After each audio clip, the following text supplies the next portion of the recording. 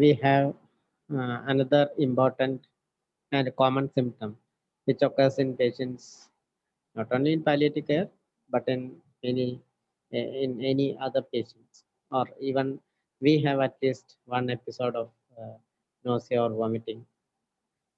So it's not a very rare symptom, and it can occur in many patients due to many causes. And now there is a tendency to prescribe ondansetron for uh, whatever be the cause of vomiting. So it's the drug of choice now, as of now, because I have seen many people are writing ondansetron for vomiting without looking into the pathways involved in the nausea and vomiting. So, uh, this lecture will give us more idea about what are the centers involved in nausea and vomiting, what are the receptors, how to choose antiemetics, and some details about antiemetics. So, this session is will be led by Dr. Sridevi Vaidya. So, Dr. Sridevi has done her MSc in palliative medicine from Cardiff University, UK, and she's a palliative care physician at Pallium India. She has been working in palliative care for more than 5 years. Uh, so welcome Sridevi, and it's over to you. Thank you, sir, and Arun for the introduction. I'll start sharing my screen. Sridevi, you have a very low volume sound. Is it clear now? Yeah, yeah. Yes, ma'am. Now it is okay. I think the microphone has problem. Yeah.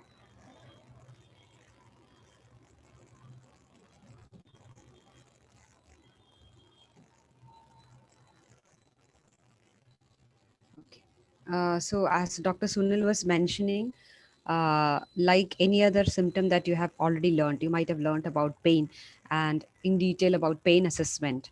There, at least started thinking about what is the type of pain, which pathway might be involved, what is the difference between nociceptive and neuropathic pain. Rather than just the moment you hear about pain, we can't just prescribe any medications that is like our favorite medication. So exactly the same way, nausea, vomiting, as Dr. Sunil was rightly mentioning, if you start looking at the prescriptions of patients coming to you, every nausea, vomiting prescription usually or definitely will have an ondansetron in that, and most of the time patients may not be getting enough relief from the antiemetic drug, and which is not looked into with much detail. So why we talk about nausea and vomiting? Today I'll be talking about nausea, vomiting in the beginning. If we get time, we'll talk about constipation also, or we'll continue with the constipation and bowel obstruction in the next session, because nausea, vomiting itself is a huge topic. So why should we talk about nausea and vomiting? As Dr. Sunil was mentioning, everyone, at least ourselves, will have an experience of nausea and vomiting, and we know that how badly it affects our daily functioning, unable to do thing, unable to eat or drink, or unable to lie down properly. So what happens if a palliative care setting, patients are already dealing with multiple symptoms and issues, and they have nausea and vomiting above that, it affects their daily functioning and a quality of life. And what happens if we all know that patients are really scared about chemotherapy just because they are worried about vomiting. The moment you mention any cancer treatment, irrespective of whether it is emetic or not, patients are really worried about MSS. I know that I have heard about people vomiting. So it can actually lead to non-compliance of treatment. If patients denying chemotherapy, if we ask in detail, they might tell you, I have seen my neighbor vomiting, or I have seen in movies people vomiting because of chemotherapy. So I don't want to go through that. So non or patients after the first chemotherapy, if they might have had a very serious vomiting which is not really well controlled, or we have not given attention to that, then next time they will be very reluctant to come for the treatment. They'll be really scared to come for the treatment. So it can actually lead to non-compliance to treatment. Same as in the case of opioids, we prescribe opioids, it can cause nausea, vomiting. And if we don't look into that in detail from the beginning, patients will stop taking, even if the opioid is giving good pain relief. So we may not be able to give adequate symptom control because the fear of vomiting will be there. And yesterday itself, one patient was telling me he has good pain relief with morphine. He had good pain relief with morphine initially. Last 1 week after chemotherapy, he started continuously vomiting. So the pain relief has come down because the moment he drinks water along with the medicine and the water, everything is coming out. So absorption is not at all happening. So he's not getting any benefit of orally taken morphine tablets. So it can actually lead to inadequate symptom control. And along with the patient, the family will also be distressed because the patient wants to eat, but the moment he eats, he vomits everything and then he becomes really tired and with inadequate symptom control also. So it all escalates the existing distress for the patient as well as for the family. So how common it is? So when we talk about nausea and vomiting, we need not restrict our thought process into advanced cancer or chemotherapy. Now we can see HIV. Vomiting is 43 to 49% of patients at any stage of HIV diagnosis can have nausea and vomiting symptoms. Heart disease, 17 to 40. So these are not very less. So in almost all these non-cancer illness also, we will have to deal with nausea and vomiting. So it's not just particularly related to cancer or cancer treatment, but with many other kind of illness that we come across on a daily basis. So, what is the objective? We may not be able to stop completely the nausea and vomiting, but at least to reduce the frequency. And so that the patient will have a compliance to the disease modifying treatment. So, if you give the confidence that, okay, this vomiting can be controlled, he can have a good quality of life, then they'll be able to go for the chemotherapy in a better way. They know that, okay, this doctor has given medicines. And that is not very uncommon also. People after first cycle of chemotherapy, they with uncontrolled vomiting, they may not be willing to go again. So then the caregivers come to us and tell, and then we give the antiemetics and the vomiting is controlled, then they have the confidence to go back and take the treatment again. So we can ensure the compliance and properly, like the patient I saw yesterday, if I control the nausea and vomiting, then he'll be able to take oral medication. Otherwise he may have to get, so all the day, at least every day, they are taking him to a hospital so that he gets injections for pain because he's unable to take anything orally because of vomiting. So it obviously all these can improve, can lead to improving the quality of life. So these are the simple definitions just to remind ourselves what is the difference between nausea, vomiting, and retching. We have to ask this specifically. Nausea and vomiting may not come together as a pair. Sometimes patients will tell you, I have nausea, but I'm not vomiting things out. So how it is different? Nausea is just an unpleasant feeling. There will be a need to vomit, and there will be all the symptoms like pallor, cold extremities, and salivation, and everything, but the person may not actually vomit. Vomiting, what is vomiting? It's a forceful expulsion of gastric contents through the mouth. So we have to ask specifically whether it is just nausea or nausea followed by vomiting, and the feeling of nausea relieved with vomiting. So everything we have to ask them very clearly. Sometimes our patients tell us vomiting, but when you ask in detail, it will be retching. So we have to learn what is the local word used for retching in your own area, because the language will be different for retching. It is a rhythmic labored spasmodic movement of the diaphragm. So sometimes the patients will get a regurgitation kind of feeling till the throat, and then because of that they may spit it out, but it is not actually vomiting. So we have to ask whether it is vomiting or retching, because for them, whatever contents, even if they are spitting or excessive salivation, they'll tell you that patient is having vomiting. So we have to ask very specifically about nausea, vomiting, and retching. So like any other symptom, the initial focus should be on correcting the cause if at all possible. Focus a little bit on non-pharmacological measures, because for most of the symptoms, non-pharmacological measures play a very important role. Some of the dietary modifications also we can tell the patient. And the fourth important point, which I will be focusing today mostly, is on what are the receptors involved, what are the sites involved, and what are the blockers that can be used to block these receptors, and where all. So that is uh, what we can tell as choosing an appropriate antiemetic. So it is not just choosing any antiemetic, but about choosing an appropriate antiemetic. So what are the non-pharmacological measures? These are very short, but before going into the long pharmacological measures, we'll deal with the non-pharmacological measures.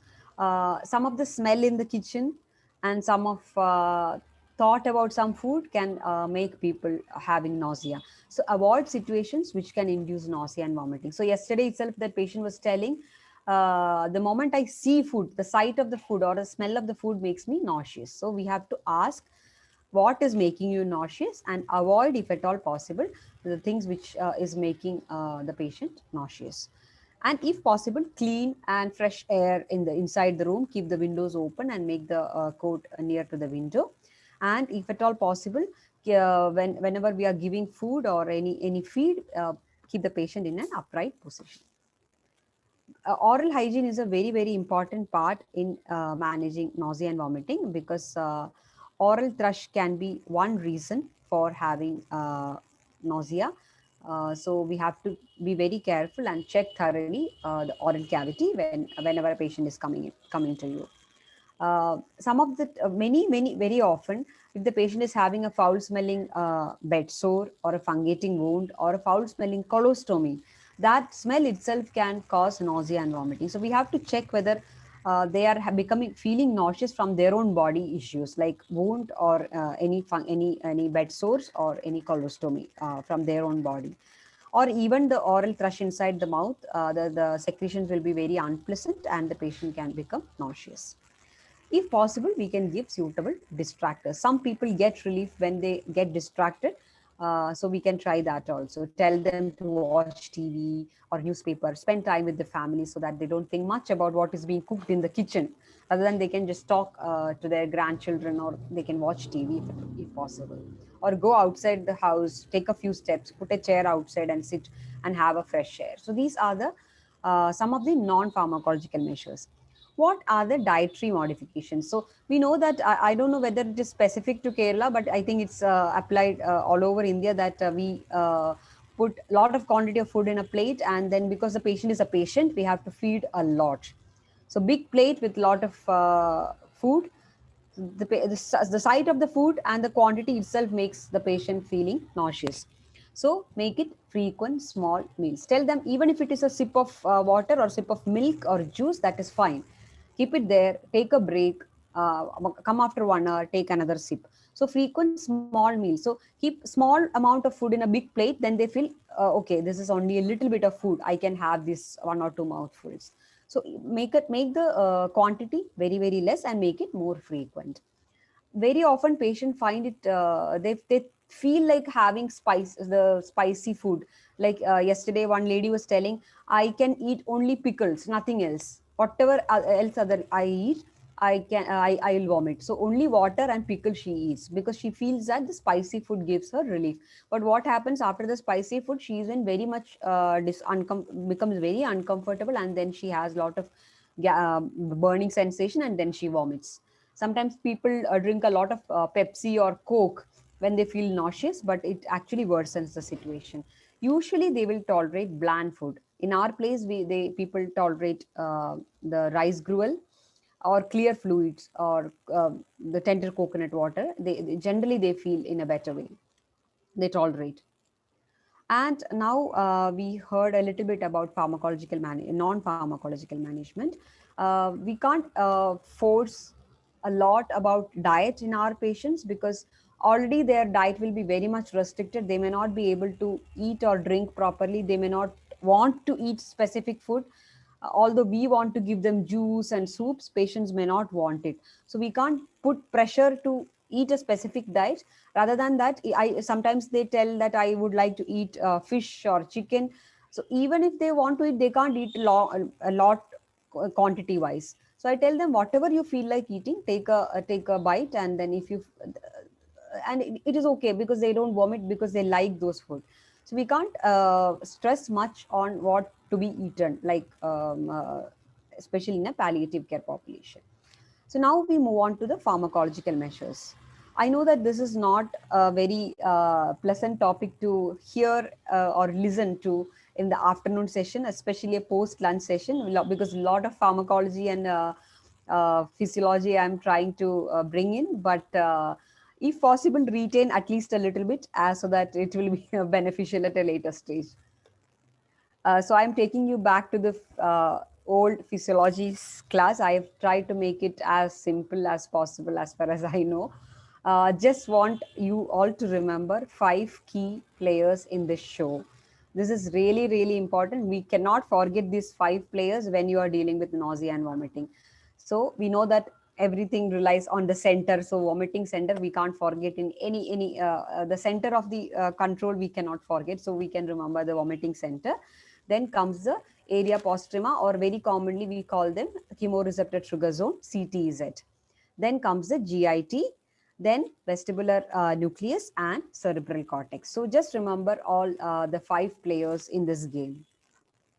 So we'll come into detail. I'm not reading line by line. I know that that is very boring, but just reminding, just brushing up your old memories. Where is vomiting center? We know that it is situated in the medulla and it is a final common pathway.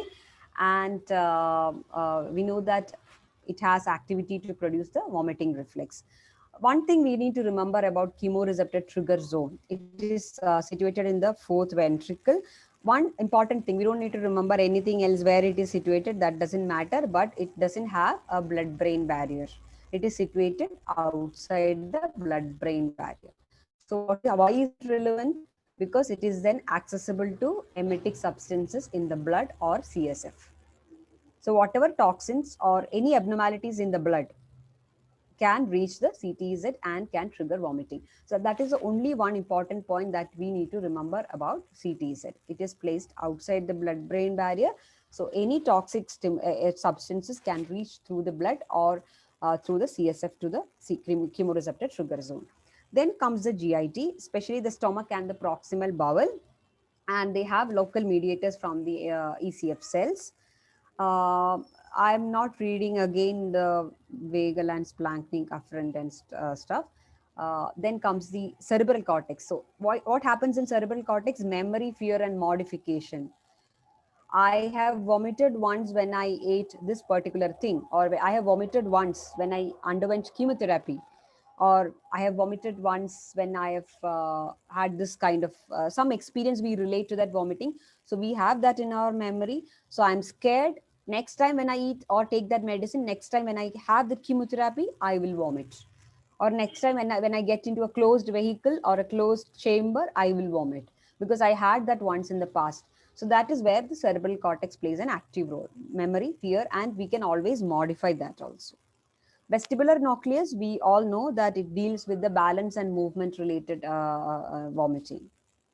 So again, vomiting center, it is the final pathway, common pathway, area postrema or CTZ, where there is no blood-brain barrier or placed outside the blood-brain barrier. So any toxic substance can reach and trigger vomiting. Stomach has local receptors. Cortex, which thinks or memorizes or tells us that, okay, you had this in the past, you are going to have a vomiting. So that deals with memory and fear. Vestibular nucleus deals with the movement related vomiting. So again to another very dry and totally uninteresting topic, receptors and the neurotransmitters. I have not actually mentioned all the receptors, but only the important ones, only the things that we need to focus. The first one and the important one is dopamine. Dopamine has 5 groups. We all know D1 to D5, and D2 is present in the CTZ. D2 and D3 are the most important receptors in the dopamine group involved in the emesis.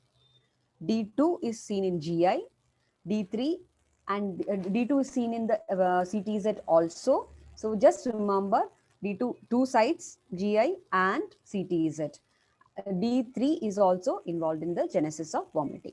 So dopamine mein we have 5. Just remember D2 and D3. Serotonin, we know that 5-HT1, 2, 3, and 4. 5-HT3 is seen in the gut, CTZ, and in the nucleus of Tractus solitarius. So in the GI tract, we have 5-HT3 and 5-HT4. Two receptors in the GI tract. 5-HT3 is also seen in the CTZ. It is not easy to memorize all this. Even now, have to go through the slides and only I'll remember. But over time, the moment you start seeing patients and when you start relating which receptor will be involved, then you get more and more in love with these receptors, because then you understand the beauty of learning all this or relating everything to the symptoms. Sorry. Next will be tachykinins and neurokinins. Lot of receptors like substance P, neurokinin A, B, 1, 2, 3 respectively. And in the central nervous system, we can see a lot of neurokinin 1 receptors and a little bit in the GIT also. Other small neurotransmitters are there. Just a moment, my screen is not visible to me. Sometimes it just covers everything. Okay. So the other neurotransmitters, the minor neurotransmitters, histaminic receptors, acetylcholine, endorphins, GABA, and cannabinoids. We don't have to by heart all this, but dopamine and serotonin, very, very important. D1, D2 and D3 and 5-HT4 and 5-HT3 are really important. So this is one picture that I use a lot to refresh my own memory about receptors and the MSS pathway. It doesn't include everything, but it includes all the most of the contexts that we come across in palliative care. So we can see here what happens in the gut wall. We have 5-HT3 and neurokinin 1 receptors. So whenever there is an abdominal radiotherapy or any obstruction causing a distension, or a chemotherapy. We know that chemotherapy means blood, there will be chemicals. So we heard that CTZ is placed outside the blood-brain barriers. All these chemicals can reach CTZ. So we know that CTZ, we have 5-HT3, predominantly 5-HT3. So now we can relate. See, abdominal radiotherapy and intestinal distension and chemotherapy acts at 5-HT3 receptors, both in the GIT and in the CTZ. That is how a chemotherapy induced vomiting happens. I hope the picture is, you can take a few minutes to understand the picture. And now we can see drugs like morphine or digoxin. Morphine acts mainly on D2 receptors in the CTZ. See, so we know that if we can block the D2 receptors in the CTZ, we can control morphine-induced vomiting.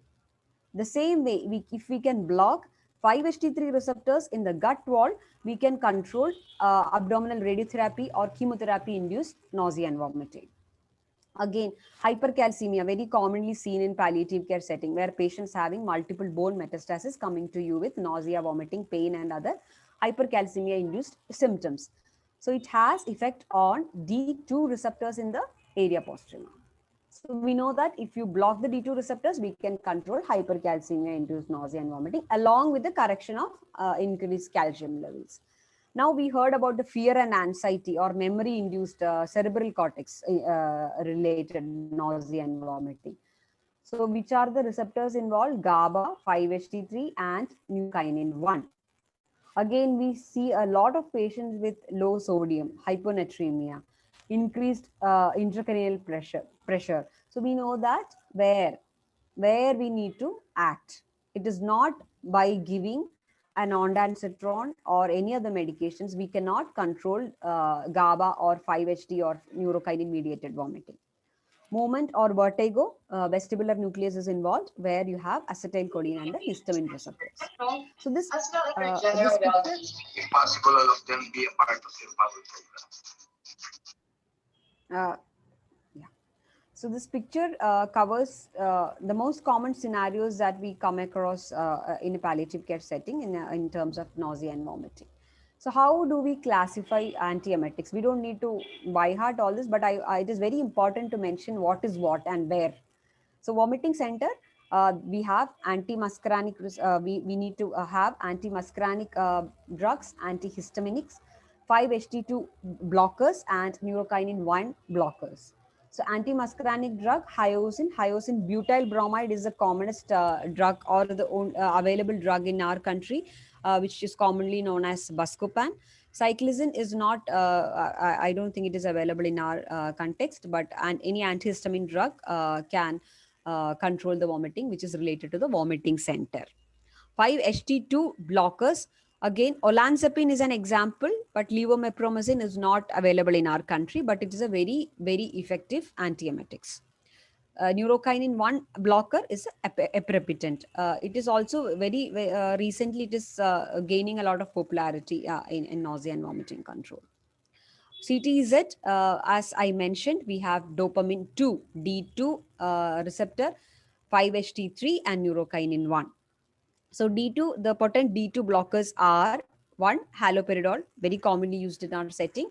Metoclopramide is another commonest using drug, and domperidol. So these are the commonly used drug when you want to block a D2 receptor, especially in the CTZ. CTZ may I mentioned we have D2 as well as 5-HT3 receptors. 5-HT3 receptor blocker is your like everyone's favorite drug, ondansetron. So this is where it acts. So suppose the patient is coming to you with totally unrelated nausea and vomiting, you are blocking a 5-HT3 receptor in the CTZ. How it is going to help the patient? So that we need to think which one is to be given and when, to whom, everything we need to relate.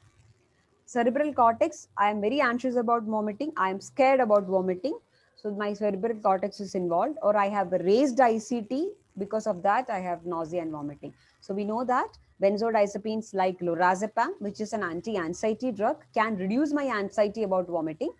Cannabinoids not used in our country. Corticosteroids are used when there is an increased ICT, raised ICT and related nausea and vomiting. Again, aprepitant. Some of the drugs we can classify, especially some of the drugs which acts in the GI system. 5-HT4 and D2 antagonist. 5-HT4 antagonist will be metoclopramide, and again, metoclopramide has action, main action in the D2 dopamine receptor and also in the 5-HT4. Anti-secretory drugs, as we mentioned before, also anti-muscarinic drug, hyoscine and octreotide as a somatostatin analog, because it all reduces the secretion. So it reduces the volume of the vomiting and it reduces the motility. That is how it acts in the GIT. 5-HT3 blocker, we mentioned ondansetron. It has action in the CTZ as well as in the GIT. Some of the anti-inflammatory drugs like corticosteroid, when you are thinking that there is a huge amount of inflammation involved in the nausea and vomiting. So I'll just go through the drugs. We have drugs like antimuscarinics and antihistaminics, 5-HT2, D2 blockers, 5-HT3 blockers, benzodiazepines and steroids plays a major role. And the drugs acting in the GI system will be prokinetics, which will increase the motility, anti-secretory drugs, which will reduce the secretions, and 5-HT3 blockers like ondansetron. So just summarizing the causes and where it is the center involved and what are the drugs used. It cannot be compiled in one picture, but the last picture which I have shown, this looks much easier to look everything together. So it is, I try to make it into 10 M's.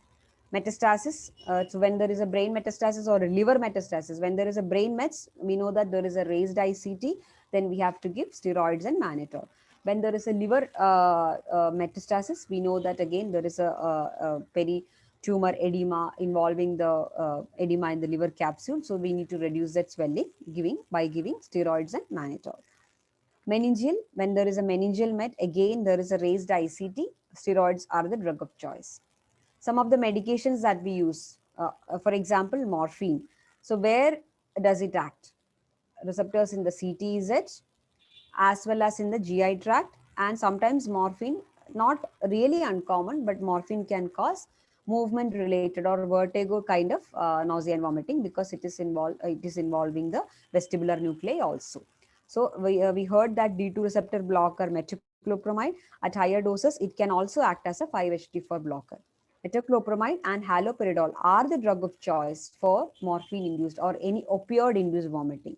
And we know that the receptors, the centers involved will be CTZ and GI tract and vestibular center.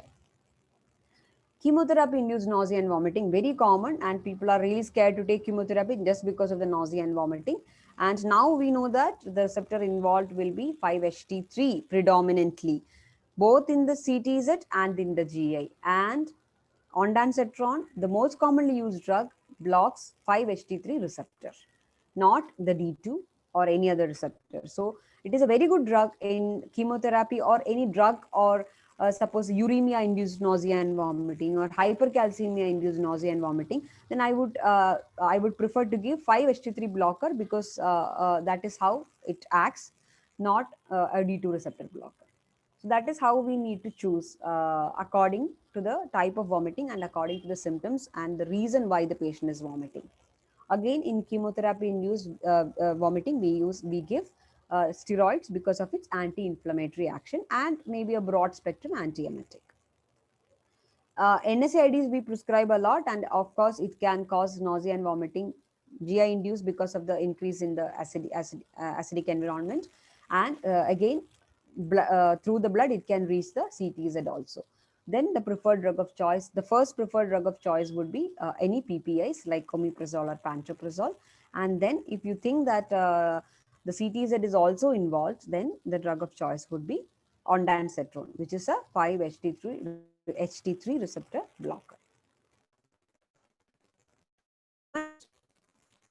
Is usually seen along with morphine, then the commonly used drug would be promethazine. So we have to ask, when a patient is telling you, I have vomiting after starting morphine, ask specifically whether it is movement related or is it due to the decreased GI motility. So we have to ask specifically whether you have vomiting while you're getting up, it is a movement related or the other one. Then only we can give a proper antiemetic. Anxiety related, then we can use anti-anxiety drugs like lorazepam. Mechanical issues are there. When there is constipation, the lumen is completely blocked, then the best choice of treatment would be managing the constipation properly. When there is a tumor or a stricture in the abdominal wall or the GI tract, then we have to manage the bowel obstruction, whether it is intraluminal or extraluminal, any compression from inside and outside, then we have to treat it as a malignant bowel obstruction and manage accordingly, which we will be dealing in the next session. So the next term would be metabolic. Many metabolic issues like hypercalcemia, hyponatremia, liver failure, renal failure, all the metabolic abnormalities can have vomiting along with the symptoms, other symptoms. Then correction comes first. Correct the hyponatremia if possible, correct the hypercalcemia, and the drug of choice would be ondansetron, because these are all chemicals in the blood reaching the CTZ. So ondansetron would be the preferred drug of choice. Motility induced, the gut is not moving, so due to the drugs, usually specifically opioids or ileus, but there is no movement of GI tract, then we need a prokinetic, a stimulant or a prokinetic like metoclopramide or bisacodyl. Any mucosal that we mentioned, GI tract, NSAIDs, you are giving NSAIDs and which is causing gastric irritation and cause nausea and vomiting, then antacids or PPIs would be the drug of choice. Very important, the last one, the microbes. Microbes, we generally try to ignore or overlook into the chances of vomiting because of fungal infection. Very often, most of our patients, many of them are immunocompromised, or some of them are at least not able to take care of their own oral cavity. So it's very, very common to see oral thrush in patients, and that might be the sole reason for nausea and vomiting in our patient population. So check the oral cavity, check for candidiasis, just check for infected mouth ulcers. Again, other issues like herpes infection can also cause nausea and vomiting, or systemic sepsis can also cause nausea and vomiting. Then the choice would be giving antibiotics and antifungal drugs accordingly. So next would be how do we approach a patient with nausea and vomiting? Assessment is the key. Ask as many questions as possible. Just don't stop by asking, hearing the word vomiting. as much as possible, correct the correctable, like in hyponatremia or hypercalcemia, or any unpleasant smell from the kitchen. These are all correctable things. So correct the correctable if at all possible. Manage the complication. Give appropriate antibiotic. Choose appropriate antiemetic. Appropriate route is also important. A patient telling me that I have vomiting all the time, then I can't give an oral medication again and again to the patient. So choose the route properly and give attention to the details. We don't need to read everything, but now you have learned about pain assessment, right? The onset, the severity, the duration. The same day we have to assess the quality of nausea and vomiting. Ask them when do they vomit. They will just tell you continuous nausea and vomiting. Is it associated with food? If so, immediately after food or before food, seeing the food, or not at all related to food. So everything we have to ask. What is the quantity? Is it small quantity of vomitus or large quantity? What is the color? Are you vomiting blood? Is there any black colored clots? Is there any bilious vomiting? Is there a green colored vomiting? Is there any fecal matter vomiting? Whether you get good relief after vomiting, you feel full and then you vomit and then you feel relief. So every single detail has to be asked. If vomiting immediately after food intake or later. Every single detail is really important. Just don't stop with hearing the word I have vomiting, then write a drug. You will not be able to track what is the cause of vomiting, what are the receptors involved, then you cannot give appropriate antiemetic. So ask every detail. Like in pain assessment, PQRST. Take a proper drug history and the associated illness also. Give a good physical examination, check for any organomegaly, check the bowel sounds, auscultate for the bowel sounds, and check whether there is any neurological issues also. Usually we don't need much of an investigation, but mainly blood investigations usually, or an abdominal x-ray, nothing more than that. We need to check, do a blood investigation to understand whether there is any metabolic abnormalities. So we will deal with drugs which are commonly used, not all the drugs, but the commonly used drugs. The first one, the most commonly used drug in a palliative care setting would be metoclopramide. Why? Because the people come with a lot of dysmotility or dyspeptic symptoms, delayed gastric emptying. That is why it is the most common. Note that it is the favorite drug for palliative care people, because the most common causes of vomiting is very much related to metoclopramide. So we have heard it is a D2 antagonist and 5-HT4 agonist. We usually start with 10 milligram 4th hourly dose, that is 40 milligram a day. Usually we don't go up to 100, we don't need to go up to 100 milligram or more than that. At about doses above 100 milligram, it has 5-HT3 antagonism also. The main action is a prokinesis. It triggers the cholinergic system in the gut wall and it enhances the motility. So we know that when we give morphine, it causes, it delays the gastric emptying. It impedes the cholinergic system. That is why patients are suffering from constipation as well as the vomiting. Vomiting with opioids are reversible. It will be there only for the initial few days. It is not like constipation. Constipation will be there as long as they are taking morphine, but vomiting is a reversible symptom. And uh, as a prokinetic, metoclopramide would be the drug of choice. And I think everyone will be familiar with the dopamine brake on gastric emptying. So serotonin and D2 receptor, the dopamine receptors play a major role in this dopamine brake. So metoclopramide releases the dopamine brake. So it enhances the gastric. The brake is put by the serotonin, and dopamine releases the dopamine brake on the GIT, thus thereby enhancing the gastric emptying. Uh, it's a reasonably good bioavailability, and the duration of action will be a few hours. Usually we give 6-hourly dose 4 times a day, 10 milligram.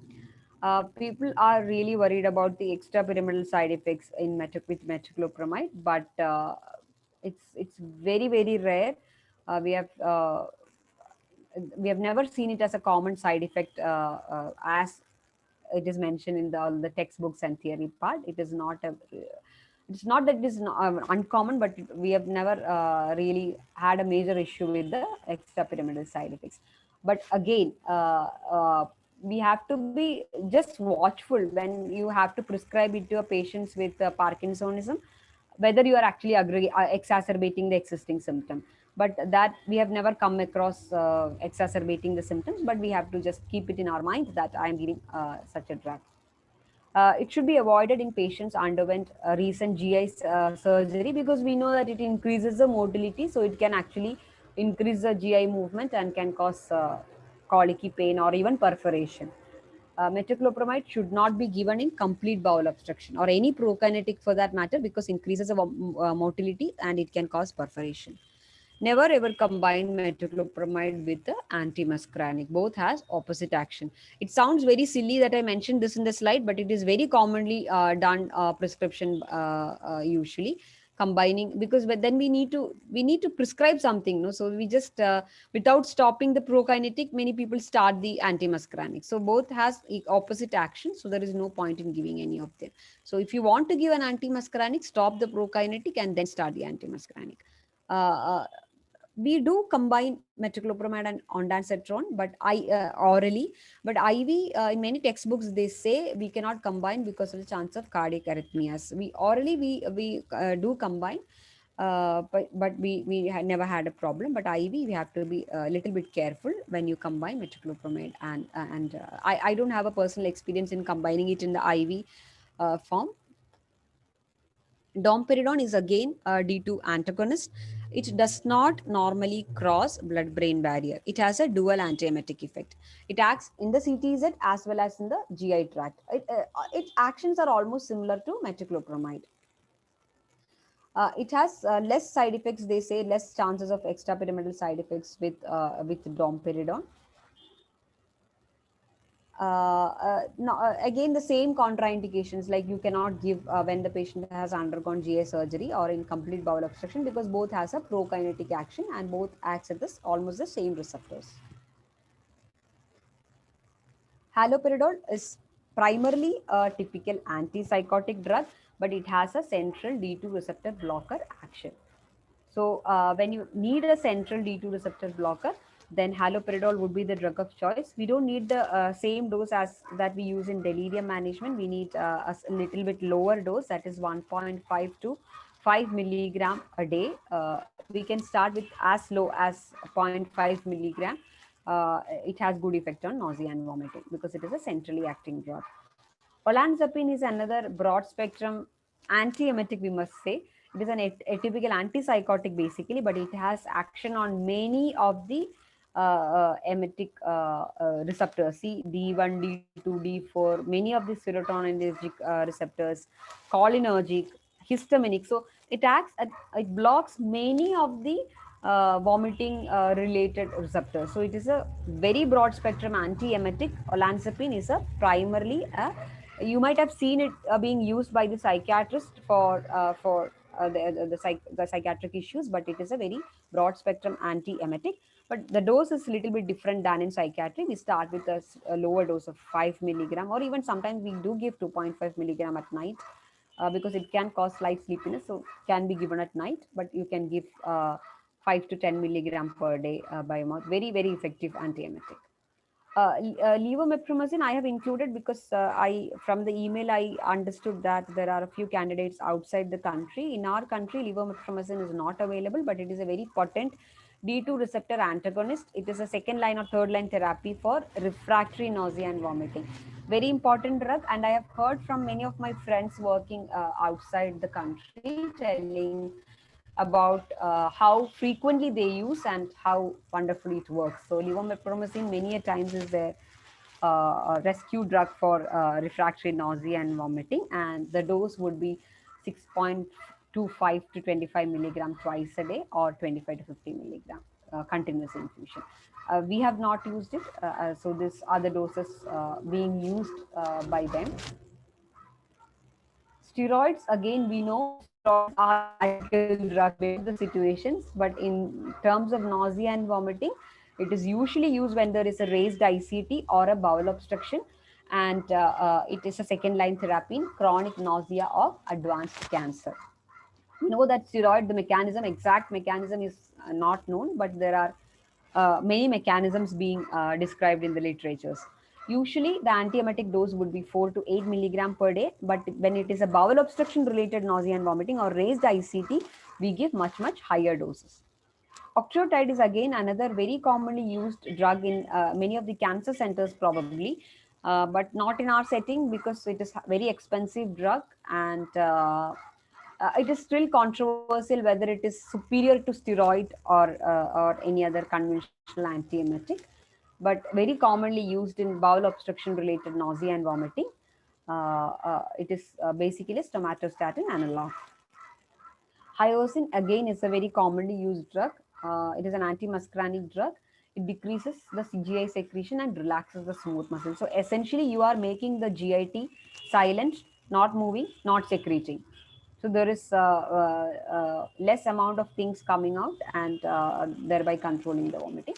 The doses would vary from, although it is written 60, we can start with 40 milligram per day, can go up to 120 milligram per day, usually as a continuous infusion or injections. Cannabinoids, again, not available in our country, but that is used in many other countries for controlling nausea and vomiting. Benzodiazepines, usually used drug would be, although we have many classes, lorazepam would be the drug of choice for anxiety-induced nausea and vomiting. So I know that I have confused you enough with a lot of receptors, drugs, centers, everything. But we'll just to brush up what we have been telling. We'll just go through a patient's story, uh, various scenarios through which he passes, and then how can we control nausea and vomiting. You can type in the chat if you have something to respond in this case study.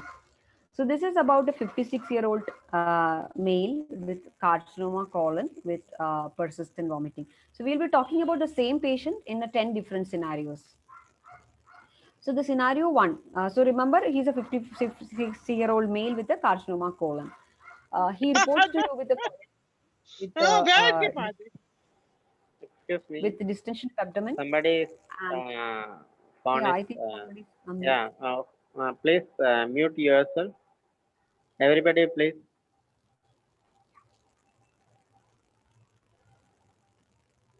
so if someone has slept nicely through my receptors and my drugs, kindly get up and let's discuss some of the scenarios. Then you will get some idea about what we have been talking in the last 30-40 minutes. So this is a male patient with a colicky pain of abdomen, and he says he has distended abdomen and bilious vomiting. No bowel opening for 1 week. What would be the reason? Can someone quickly type in the chat? Just one word. There are many reasons for this vomiting, but what comes into your mind quickly? What would be the first thing that you can think about? Yes, obstruction. Thank you, Dr. Namrata. I'm so glad that some people were actually listening. So yes, gastric stasis or outlet obstruction, usually they feel okay and they feel better after vomiting because they'll be distended. The moment everything is coming out, they feel much better. And sometimes they take some time after each meal. And we'll be dealing in detail about this in the next, in the coming session. And what are the receptors involved? There is obstruction. So there is a stretch in the gut wall. So there is serotonin being released from the ECF cells. So I've mentioned in the round box what are the receptors involved. 5-HT serotonin receptors, neurokinin, and some of the stretch receptors and cannabinoid receptors. And the drug of choice in any obstruction related complication would mostly be a combination of a prokinetic and a steroid. I will be dealing in detail with this in the next session, so I'll skip this slide.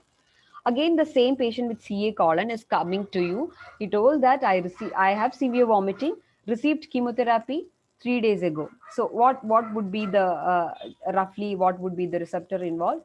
And he is telling, I just came for chemotherapy, but I think I will vomit or I have vomiting. So what can be the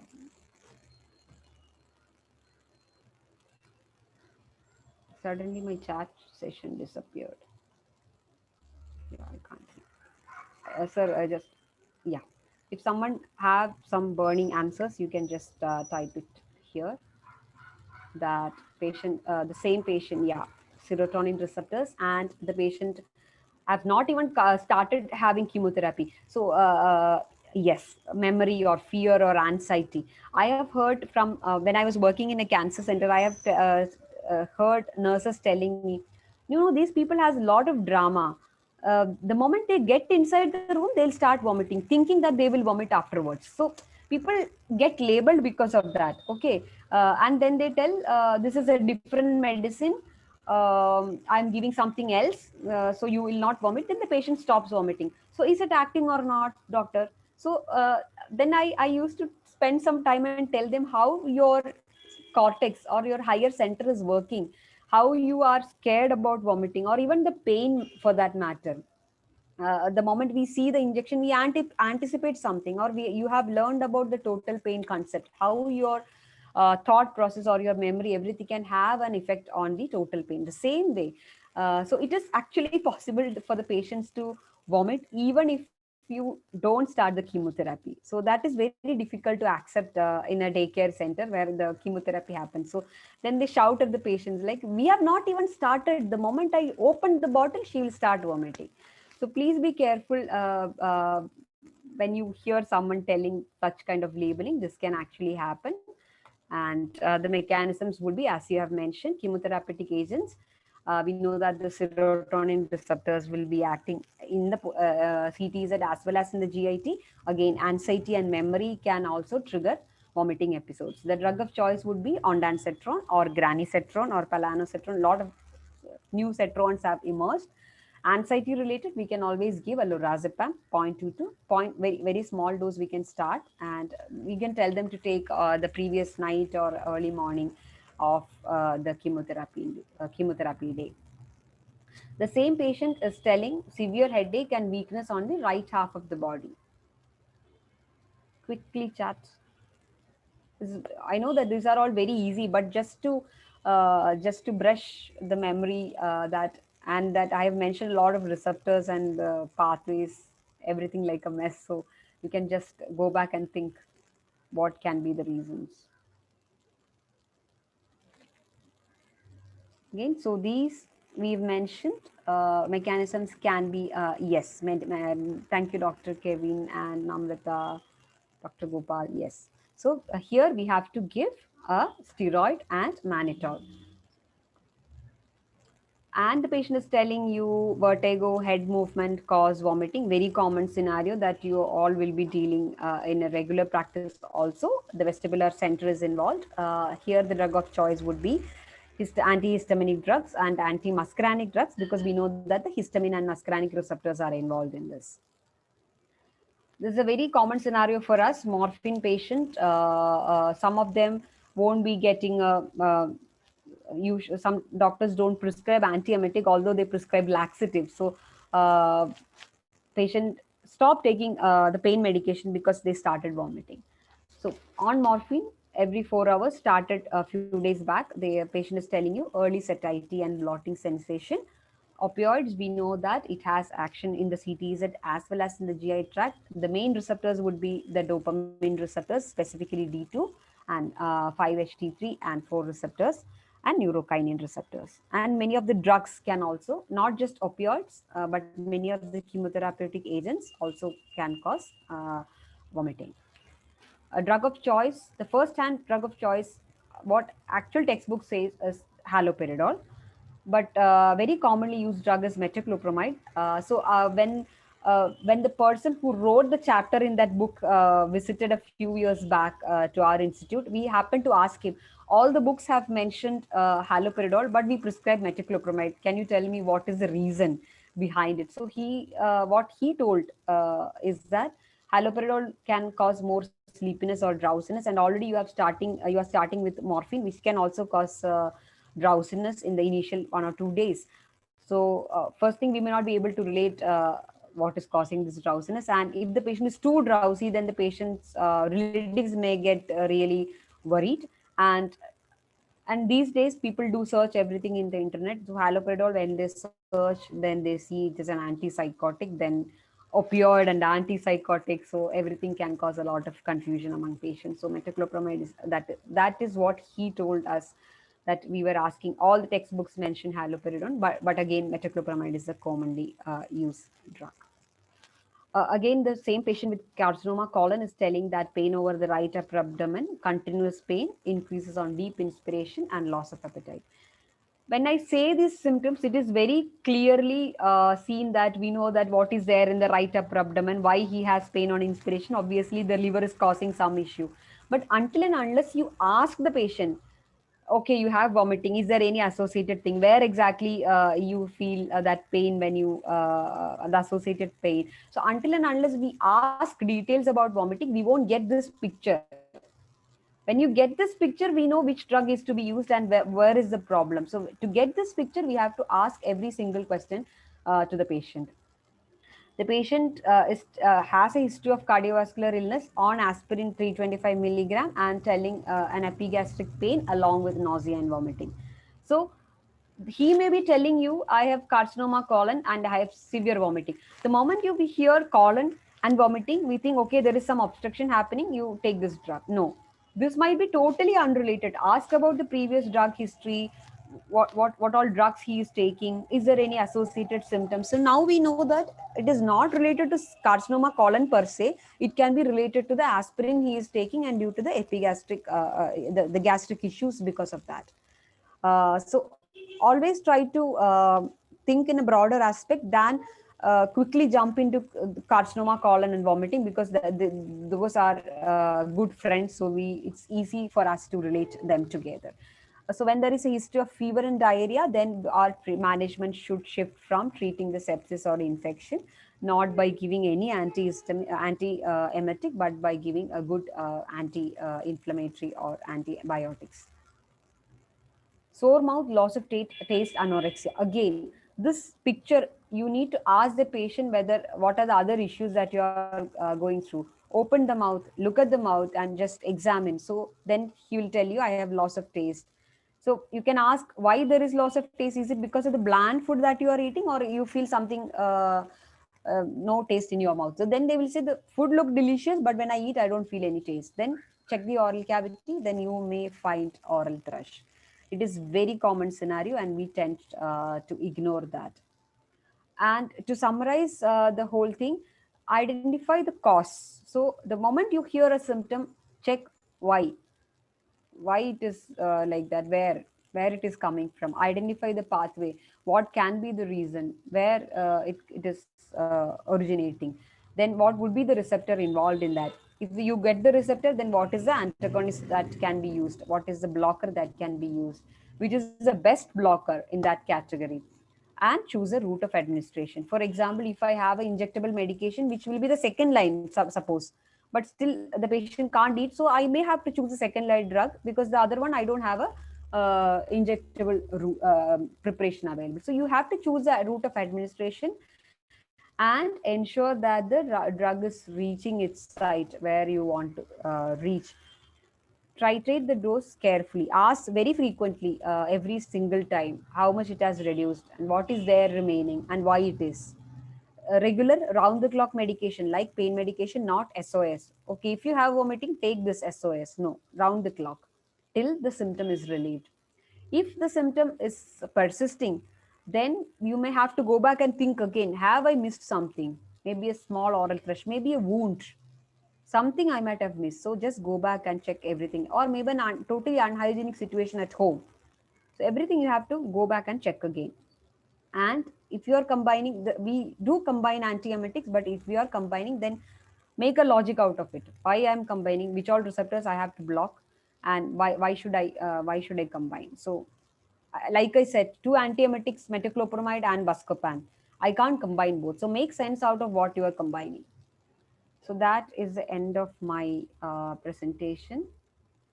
I had to go quickly because it's a broad topic, and of course, a lot of physiology and pharmacology comes in between. That is why we went through the patient story in the end, so that you can relate whatever we have been talking. I'm happy to take any questions before the presentation. Yeah, thank you, Sridevi. Are there any questions?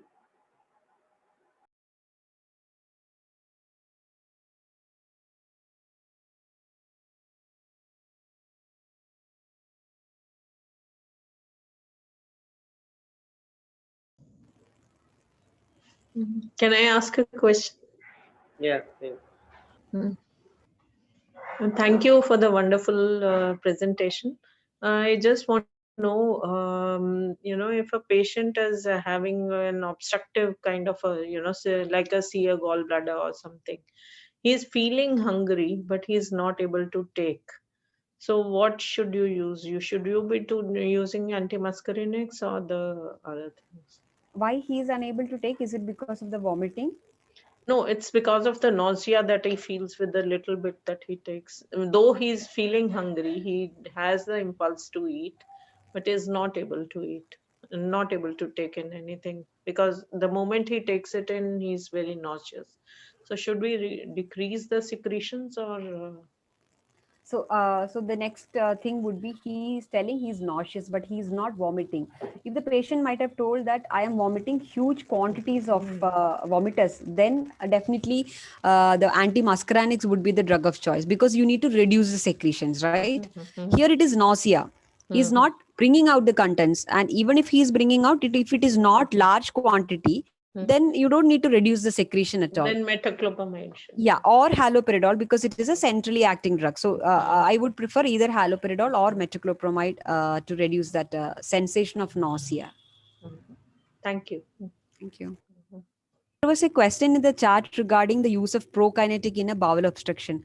I would be talking about it in detail next session, but just as a brief thing, uh, the use of prokinetic is indicated in a partial obstruction, but it is completely contraindicated in terms of a complete bowel obstruction, because it can lead to a perforation. So that is asked by, I think, Dr. Namrata in the chat, or no? Yeah. So I hope it is clear, Dr. Namrata. It will increase the pain if the obstruction would have been complete obstruction, or otherwise it can cause. So how safe is haloperidol in elderly age group? It depends on the dose that you prescribe. We generally don't start with a bigger dose for any patients, irrespective of elderly age group or not. Start with a smaller dose, especially for nausea and vomiting. Start with a very small dose, like 0.5 milligram HS. So we carefully monitor the side effects every single time the patient is visiting. So out of experience, we have never come across any problem specifically because of haloperidol and the elderly age group. It has actually been one of the commonly used drug in managing delirium in an elderly age group. So, but if you go beyond a particular dose, there is a dose limit for haloperidol. So if you go beyond or at a higher dose, then there are chances for extrapyramidal side effects.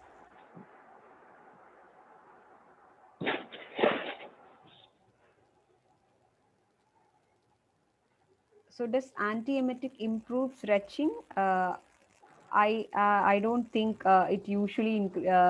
So that is when we ask the difference between retching and vomiting. You give antiemetic, and again you are not very. The patient is telling that I still vomit. Then you go back again. That usually very commonly happens. Then you go back again and ask exactly how he is vomiting. Call us when you feel vomiting. Then you come to know that it is more like a retching than like a vomiting, but they will present to you as vomiting. Usually, no, the response to antiemetics would not be that good if it is retching. So then, if it is retching, then you need to go back and think why and when this retching causes. Is it like sometimes the nursing position, sometimes the quantity of food, sometimes the timing of the feeds, everything matters.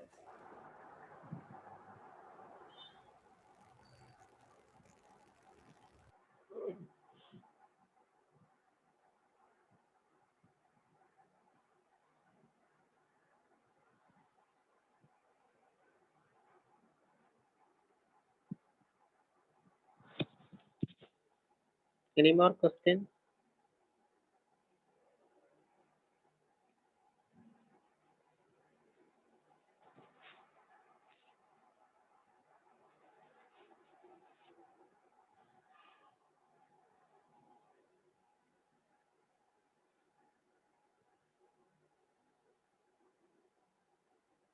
So I think we will move on to a patient story.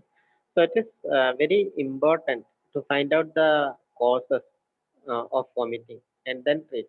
Uh, Many patients can have foul smelling wounds, and that smell itself can cause vomiting. So we might be giving many anti-emetic medications, but it may not help if you don't treat the foul smell. And even the patients on seeing the vomiters itself, it can also produce vomiting. So it is important for us to find out the reason of vomiting and then think what is the pathway involved in it and what are the receptors involved in it, and then select a strong uh, uh, medication that is going to block that particular group of receptors so that it will help the patient to reduce the vomiting. Metoclopramide, haloperidol, all are acting on D2 receptors, and all of us have concerns regarding extrapyramidal uh, side effects. But it is not very common to have extrapyramidal side effects because we usually use up to 100, 120 milligram of metoclopramide in patients with bowel obstruction as a continuous infusion. And we have not come across such extrapyramidal symptoms. And it is very, very rare. Even though it is just like morphine causing respiratory depression, which has written in textbook, and like that, metoclopramide also causes extrapyramidal uh, side effects. So it is very rare. Haloperidol again, the doses which we usually use is very small, and especially to treat nausea and vomiting, maybe zero point 0.5 milligram to 1 milligram would be the necessary dose. Uh, but I think we have to be careful in patients who has dementia or patients with HIV. So some disorders of brain, we should be careful about writing this D2 strong D2 receptor antagonist. So otherwise, it would be safe. So with this, I think we will move on to patient story, which will be presented by Dr. Gopal. Dr. Gopal, it's over to you. Hello, good afternoon, everybody. Hello. Yes, Dr. Gopal. Yeah, good afternoon, everybody. I want to start with a disclaimer. For the past more than a year, we have been doing only COVIDs. So you might find some difference, some changes in the presentation and management. That's because all our people have been taken away, and we had to call them for consultations and all that. But this is one patient that presented to our hospital, and I was involved with this patient right from the beginning, and that's why I decided to present this case. Reason number one. Reason number two being this case touched me personally at many different levels. And having attended the classes before, I've realized that I could have done a much better job if I had attended the course before. And number three, I thought of presenting this case because I want to know, or I want to have a discussion or more inputs on how we could have managed things better for this patient. So these are the three reasons why I decided to present this case. Can I have the next slide, please? Yeah, so I was on call one night, and the 78-year-old gentleman was brought to the hospital with shortness of breath. And this being a COVID season, obviously he was COVID positive. And from the history, we realized that he was a case of diabetes, hypertension, ischemic heart disease, old CVA, mostly wheelchair bound with background mild nephropathy, and obviously COVID positive. Next slide, please. He came to a hospital with fever and shortness of breath. That was the main presenting complaint. So he was admitted into the ward, and on further detailed history taking, we found that he was having poor appetite, constipation on and off, vague abdominal pain with nausea and vomiting. Uh, Next slide, please. Um, Getting deeper into the history of illness, he was a known case of hypertension and diabetes for more than 40 years on regular treatment. History of ischemic heart disease in 2010, for which angioplasty was done, and he has two stents in situ. There's a history of CVA in 2015 with residual weakness on the right side. Poor oral intake with nausea and vomiting for the past few weeks, constipation on and off, feeling bloated all the time, vague pain in the middle of the chest, non responding to the usual painkillers. Mainly admitted to the hospital with fever and shortness of breath from home. PCR done showed a COVID positive. He was initially admitted in the ward, but was shifted to the HDU due to escalating oxygen needs. Next slide, please. On examination, he was conscious, oriented, obeying commands, coherent speech. He was at times feeling very anxious, helpless, and depressed. He was because he was all alone in the HDU.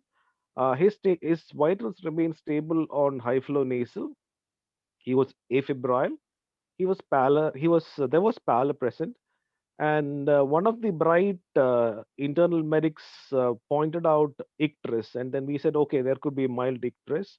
No clubbing, no cyanosis, no lymphadenopathy. There was mild dehydration, and all systems were mostly within normal limits for age, except the BP on the higher side. Central nervous system, right side, the power was 2 by 5. Right lower limb was 2 by 5.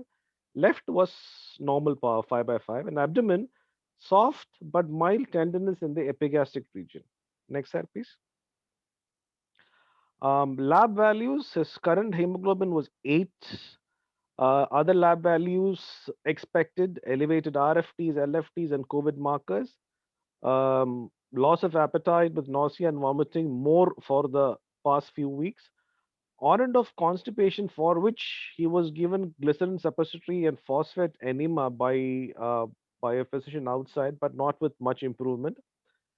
Feels uneasy most of the time for the past few weeks. Now, as per the protocol of the hospital, any patient admitted with COVID gets a CT scan chest. So he was already posted for a CT scan chest. So the medics decided that since we're doing a CT scan chest, let's do a CT abdomen also because of his present complaints. So the CT scan abdomen showed a suspicious mass in the head of the pancreas with multiple deposits in the liver and the GI tract. So the question was, what is the next step? So we did a tumor marker, 19.9, and that was done, and that became elevated. So considering his present situation, there was nothing much we could do but to post him for an OGD scopy just for confirmation of diagnosis. So OGD scopy guided biopsy was done, and the diagnosis of CA head of pancreas with extension of the liver and the para-aortic area was made. Further tests were not done due to the present clinical status of the patient because even during the OGD scopy, he desaturated and we had a little difficult time in the theater to bring him out to the ICU after that. Next slide, please. Um, Psychosocial aspects. He's a self-made man running his own business, doing well, and now it's being run by his children. A widow for the past 4 years, staying with his daughter and son-in-law, both of them busy in their own world, no, not unfortunately not able to give much time for him. He has a caregiver at home who is with him 24/7 and from whom he apparently got the COVID. He feels lonely since the passing of his wife, feels depressed, as there is nobody that he can communicate and open up with. His siblings are not here in this country, they're in his hometown. Um, and he feels that he's becoming a burden to his children, and he says that he's lost the will to live. His night sleep is mostly disturbed due to negative thoughts about the future. Next slide, please. Um, so initially, what because the patient was in isolation, there was no way we could communicate this news to the patient. So the patient's son and daughter, they were asked to come in, and the news was broken to them first. And initially, the family was very, very upset and distraught on hearing the bad news, and wanted to know the treatment options available and the cause of the disease.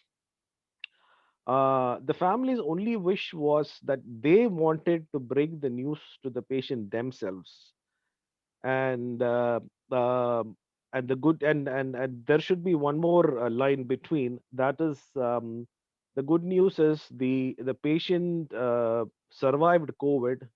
He went back home from a hospital, and the children broke the news to the patient, and he then decided that he wanted to have a chat with the treating doctors.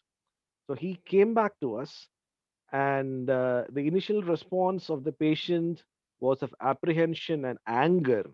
And the first thing he asked us when he saw us was, "How much more should I suffer?" These were his exact statements. While in the hospital, he was treated with paracetamol, antihypertensives, enoxaparin, for this one, pantoprazole, glycerin suppositories, COVID treatment as protocol, and the usual treatment that he gets in the hospital. Next slide, please.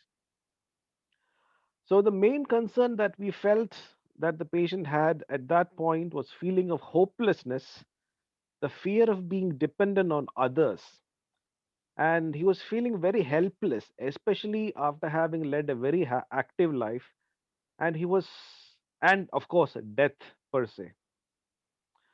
So the social pain was adding to his psychological and spiritual pain, plus poor appetite, constipation, loneliness, and depression. Next slide, please. So, in summary, we have a 78-year-old gentleman with hypertension, diabetes, OLCVA, COVID positive, poor appetite with constipation, shortness of breath with fever, needing oxygen therapy, escalating needs for oxygen therapy, feeling of depression and helplessness. Next slide, please. Physical pain, non-specific aches and pains, probably age-related. Social pain due to the inability to take care of himself. Psychological pain due to the feeling of helplessness, mostly due to his weakness and dependence on others for help. He was he kept on repeating the fact that he hates that he's dependent on others for help. Spiritual pain due to his disturbed night sleep and negative thoughts about the future. Next slide, please. So the discussion that we would like to go is, we had a discussion between the team of doctors, the medics, the intensive team, the radiologist, the onco surgeon, because he was not available in our hospital, so he had to be called in. So it was a multidisciplinary team that sat with the children and the patient, and our opinion was not to do any major intervention for him because of the multiple comorbidities of the patient, because of the advanced stage of the disease, multiple comorbidities of the patient putting him in high risk category, and the risks involved in the procedure far outweighing the benefits. Next slide, please. Uh, then there was a discussion between the multidisciplinary team how to approach the patient, like how to control the pain, improve the quality of life, to try and improve his constipation, to improve his appetite, to help him get over his loneliness, and to formulate a plan of care for the patient. To control the pain, I mean not at this point, the point when he has pain. How do we deal with that? Can we get the next slide, please? This entire plan of care was conveyed to the immediate family members, and especially the son was not at all keen on getting any aggressive mode of treatment for the father. So I believe obviously they must have gone to different doctors and different hospitals, and they must have gotten the same advice from different hospitals, and they obviously had a chat. And finally, the patient also decided that he does not want to have any form of treatment. The patient was not aware of his condition as he was under isolation at that point, but after that, he was told about the condition. The children wanted to take him back home once he's COVID free and opt for palliative form of care. Can I have the next slide, please? Yeah. We did multiple sessions of counseling with the patient and his family members, but after a couple of weeks, we did not see them. So we thought that we have lost them. Then 2 months or 2 to 3 months back, they came back again, and they said that they wanted a plan of care to be made.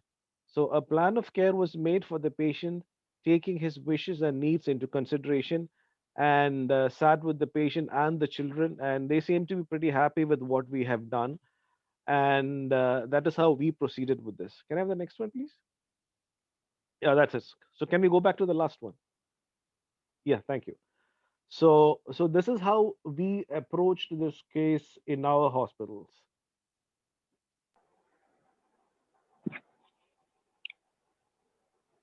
So I just wanted to, yeah, I just wanted to know how we did for this one. Yeah. Thank you, Dr. Gopal. Thank you. And it is a very relevant patient story with what a good way of presentation also. You have included all the details.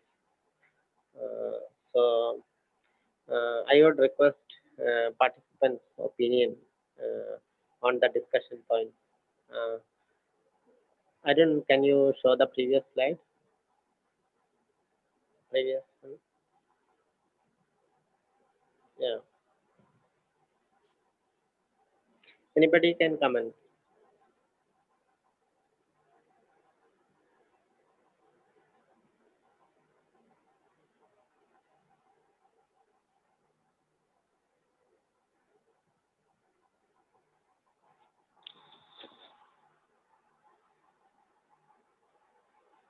Please unmute yourself and speak.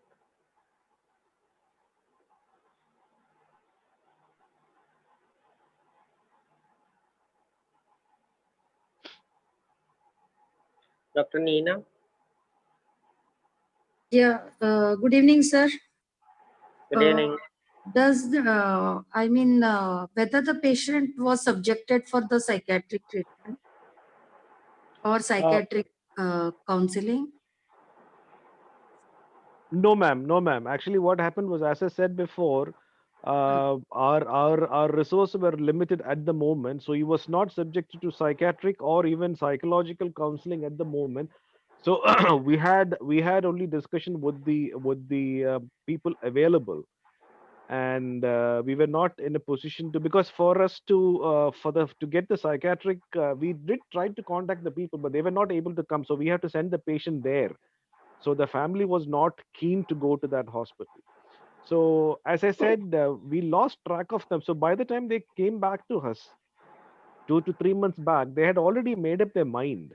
So they had decided what they wanted to do. They did not want to continue in this country. They wanted to go. They wanted to go to their hometown, and which at that point we felt it was the right thing, because I mean, I'll if I take the history, I mean, if I take the story a little forward, the father and the children sat together. They had a long conversation, and they decided that the father would spend the rest of his time in his hometown, where he'll be looked after by his siblings, and Okay. the children had also made arrangements to go and stay with him every month or every 2 months.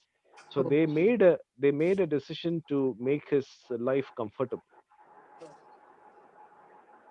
Part of his problem was solved. Exactly, exactly. Yeah. So the main problem of his loneliness and depression and all Huh. these things were taken care of.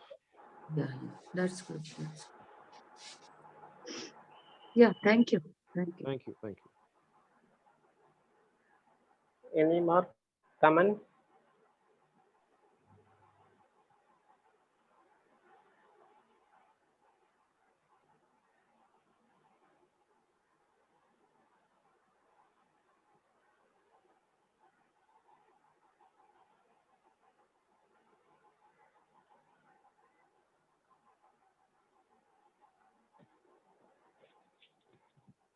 Anybody? You can also give your comments in the chat option.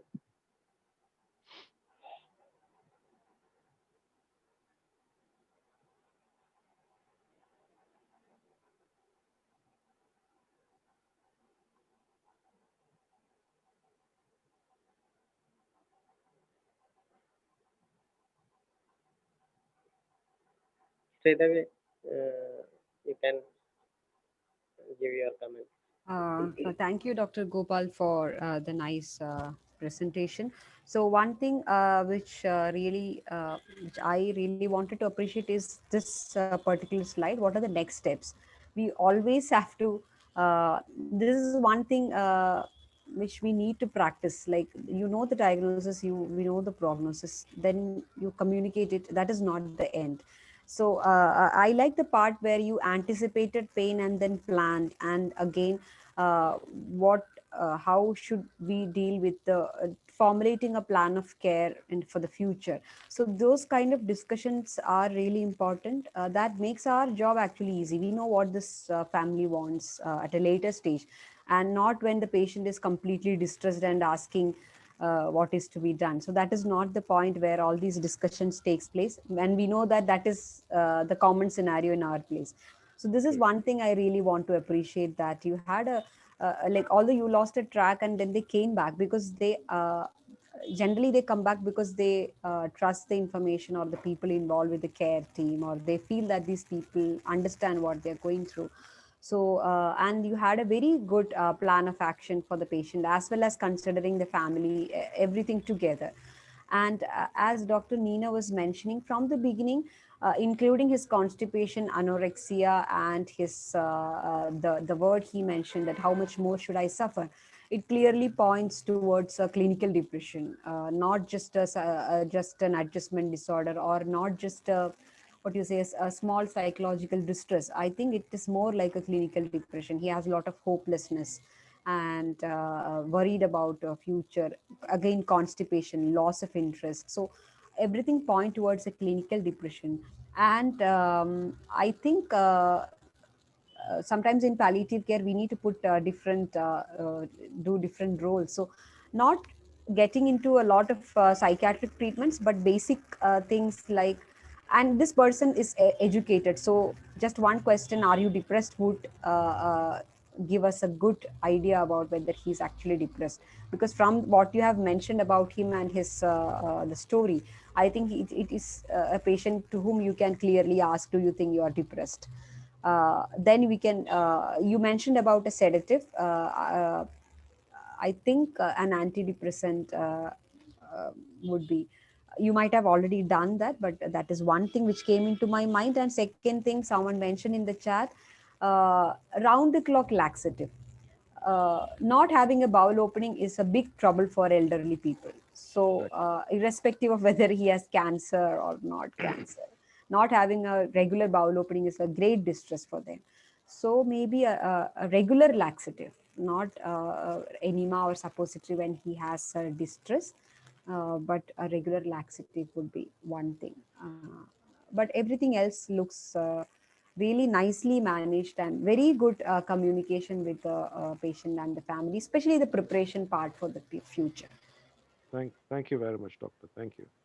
And we all should know a little bit about differentiating clinical depression and starting a basic depressant drugs, and then we can and it's for us, we what we do is, like, over the phone we have psychiatrists, so we just ask them, these are the symptoms and I think he's depressed, should we start this? And at some point, if you think it is not manageable by us, then because psychiatry referral itself can take a toll. You have to have a good conversation why you are sending to a psychiatrist. No one wants to have a shrink to hear about their illness. So we can start or we can start managing a little bit of depression, and then once the patient is comfortable, and then we can talk about introducing a psychiatrist. So it That is is true. okay not to get a psychiatrist also. That is true, doctor, because the first time I saw him and the last time I saw him, there was a marked difference in his attitude and his approach. Because first time when he came, he had lost the will, and after a couple of sessions, when he realized that people are really interested in him in doing, and so that people are really keen on him doing better, he had regained that sparkle. He had regained that interest, and according to the son, it was his decision to go back to his hometown. He said he's had enough, so he wants to spend his time with his siblings in his ancestral house. So I think that was something that came from his heart. He had enough of enough of a life here. Dr. Nina? Sir, presentation was excellent. My question is, sometimes we get emotionally attached with the patient. Is it right on our part? I mean, sometimes we feel so bad about the outcome or the helplessness, and it starts shadowing on us. So is it okay, like, or we should be detaching it at some point ourselves, I mean, from the patient? I mean, that is very true. I got emotionally attached so much that I had to listen to Hanuman Chalisa to get out of it. But Yeah, yeah. but as Dr. Biju last time said, I think we do unknowingly we do get attached. But I think we should make it a point, because what is going to happen to this person is very obvious. Yeah. So I think we should get we should knowingly we should take a step back to Yeah. save ourselves from the pain when the end really hits him. Because that many a time it happens that this particular patient, when we get involved emotionally, that Yes, takes the major energy portion of ours it, when we are seeing other patients as well. it So did it did because I was the sometimes it's a very significant emotional turmoil. Yes, you're very So true. You're very yeah, true. I went through that whole range of emotions, because the first day he came, I was called for a line. So that is how I met this gentleman. And then after that, I spoke to his son, and then we had a rapport. And yeah, from there, it built on. And next time when they came to the hospital, they actually, because usually nobody calls us, nobody bothers about us, because we work behind closed doors. So when they came, he asked for me. He wanted me to be there, so because he said that he could have this rapport with us. I think that is mm, why. So I think this is, as Dr. Sridevi said, that is one of the reasons why he came back, because I'm sure that he must have gone around different hospitals asking for opinion and all that. And yeah, finally, when he realized that everybody is saying the same thing, probably that is why he came back to us.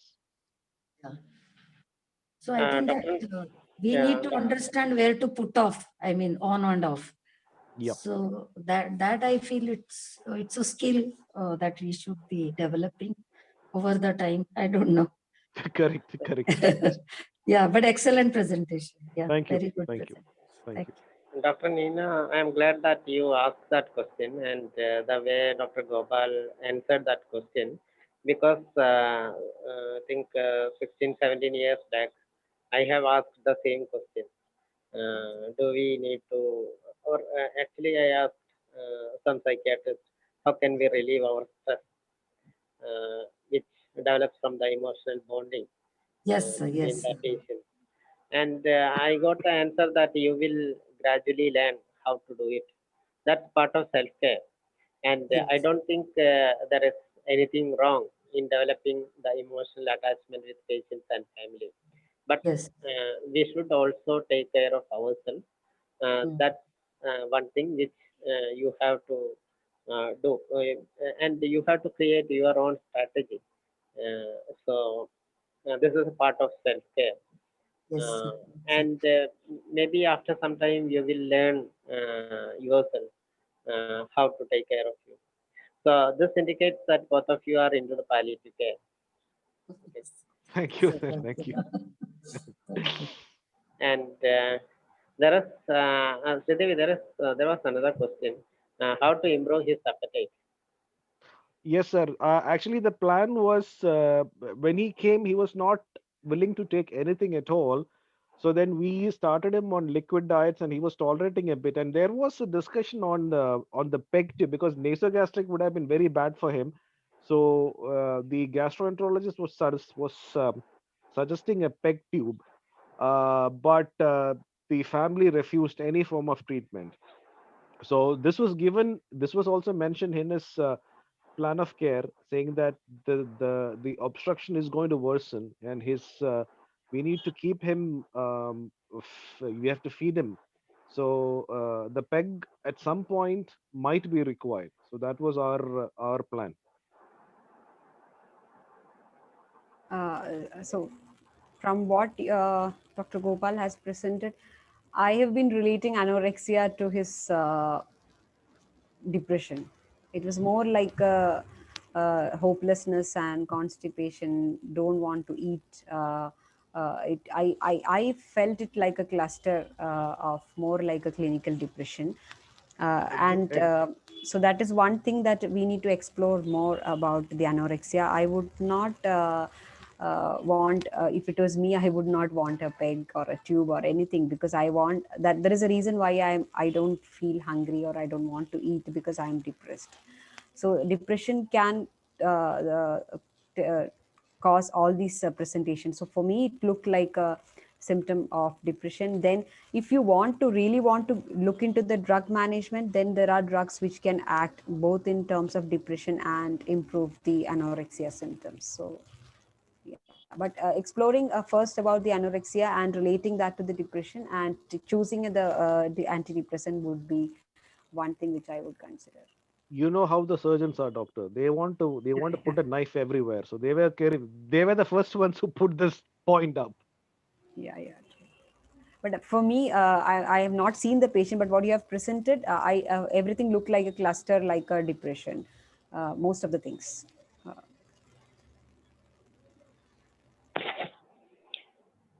Okay, so for this patient, we need to assess whether he is in depression, because there are many symptoms like hopelessness, reduced mood, uh, and some other things like loss of appetite, uh, feeling burden to the family, etc. So definitely we have to look for whether he is in clinical depression, and if it is so, we have to treat with medications also. And if it is depression, then treating the depression itself will improve the quality of life. But we have to again ask the patient what is the quality of life that he wants to have, because quality of life is something decided by each person, not by us. So maybe his quality of life will be he don't want to be alone in another country, and he want to get back to his own country where his siblings are. So that alone can improve the quality of life, uh, and uh, which has happened. Um, Improving again, as Sridevi told, improving appetite may be a part of depression, but we have to also rule out other causes like chronic constipation itself is a cause of loss of appetite. And if he has an advanced malignancy, so that anorexia cachexia syndrome can set in, which again can cause a loss of appetite. So all this has to be taken into consideration, um, and you have formulated a plan which is known as advanced care plan. Okay, so in advanced care plan, the patient himself express his wish how to treat him when the disease go forward. So that's what you have made a plan, and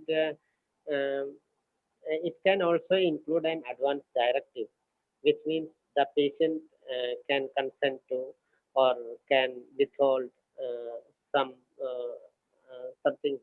He may deny some type of treatment, Okay. which is legally binding. And even in India, advance directive is a legal document. With, we can even deny the treatment, the particular treatment, if he has made the advance directive in sound mind. So this is very important, which is lacking, and this does not happen, and that's why sometimes the patient gets the treatment which he doesn't need, ending up in ICU, ventilator, etc. Good afternoon, Dr. Gopal. This is Dr. Kevin. I just want to know whether the family was ever informed about his depressive illness, the reason for his having no interest in his life, his poor appetite, his feelings of loneliness, and the need for them to get more involved with him rather than staying away. Yep. Hi, Kevin. That is the best part. When we spoke to the son, they had actually no clue. They said the father is with us all the time. We see him every day. He's got a caregiver, and they were very busy with their lives that they actually did not know that there were so many hidden problems with their father. So it came as a rude shock for them that that their father was going through all these things. So I think that was a real eye opener for all of us. So I think after that they went out of their way to make sure that at least the rest of his the days are going to be much better than the ones that passed. So so the son the son especially was feeling very bad about the fact that he didn't spend as much time that he should have with his father.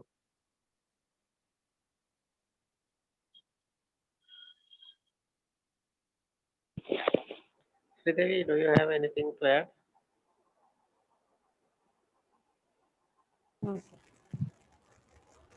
So, so Dr. Gopal, shall we wind up this session? Thank you, sir. Thank you. So, thank you, Dr. Gopal, for presenting such a wonderful patient story, and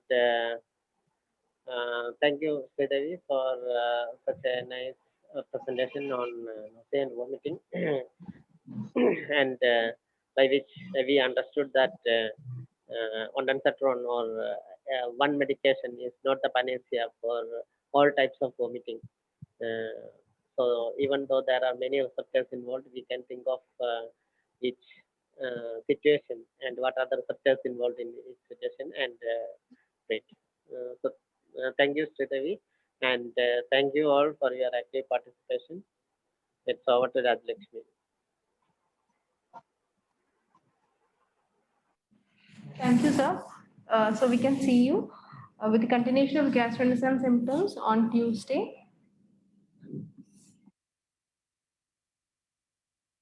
We will be sharing the feedback link in the Zoom and as well as in our group. Thank you all for joining in. We'll see you next week. Bye.